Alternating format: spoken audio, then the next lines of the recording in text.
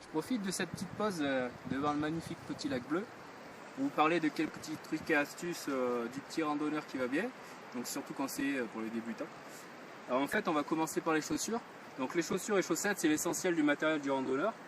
Donc peu importe si vous les voulez hautes, basses, semelles rigides, dures, souples, c'est vous qui voyez, chacun trouvera chaussures à son pied. La seule chose que je vous conseille c'est de les essayer longuement. Et quand vous les prenez, les prendre légèrement trop grandes pour pouvoir passer un doigt derrière quand elles sont délacées. Si vous n'avez pas passé le doigt derrière, ça veut dire que vos orteils vont buter au bout de la chaussure. Et quand vous serez en descente, simplement, ça va vous faire atrocement mal. Et ça va gêner. Donc là, par exemple, moi je dois arriver à peu près là. J'ai un peu toute cette marge d'écart. Et essayez bien aussi, par rapport à ceux qui ont les pieds larges, que ça ne vienne pas vous frotter sur les côtés. Sinon, c'est foutu pour la rando. Vous avez des ampoules à coup sûr. Ensuite, au niveau du bas du corps, un short, un pantalon comme vous le désirez.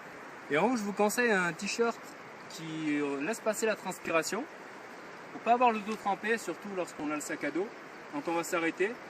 Donc pour éviter d'être complètement mouillé. Au niveau des bâtons, c'est une autre chose que je vous conseille.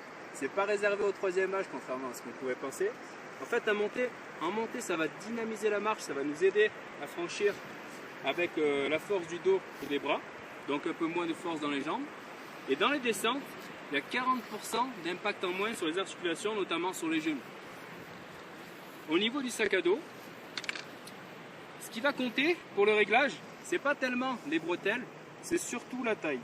Donc on va venir d'abord, quand on passe son sac à dos pour le régler, attacher la taille, bien serrer, l'ajuster ici.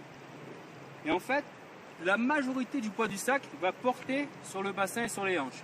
Donc en fait, finalement, les petites bretelles vont surtout servir à ce que le sac ne tombe pas en arrière.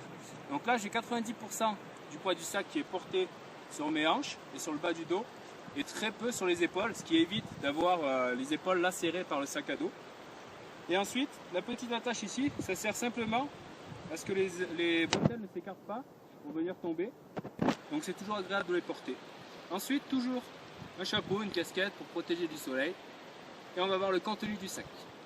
Pour le contenu du sac, les essentiels, évidemment, c'est de prendre de l'eau. Donc moi, je me sers d'une poche type camelback. Ensuite, toujours sur soi, une trousse de secours avec au moins des pansements pour les ampoules, etc. De quoi se désinfecter. Toujours un pull, parce qu'en montagne, même s'il fait chaud, on peut très vite se faire surprendre par le froid.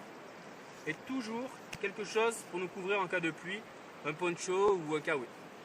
Pour le reste, chacun peut rajouter ce qu'il veut. C'est un petit peu superflu. Bien entendu, là, j'ai pas de nourriture parce qu'on est venu tôt le matin. Et l'essentiel, et ce qu'on recherche avant tout, c'est être le plus léger possible pour ne pas avoir le poids qui gêne pendant la rando. Même si on ne mange pas sur place à midi, c'est toujours très important d'apporter de quoi se faire un petit encas, des petites barres de céréales, toujours un petit couteau qui pourra servir.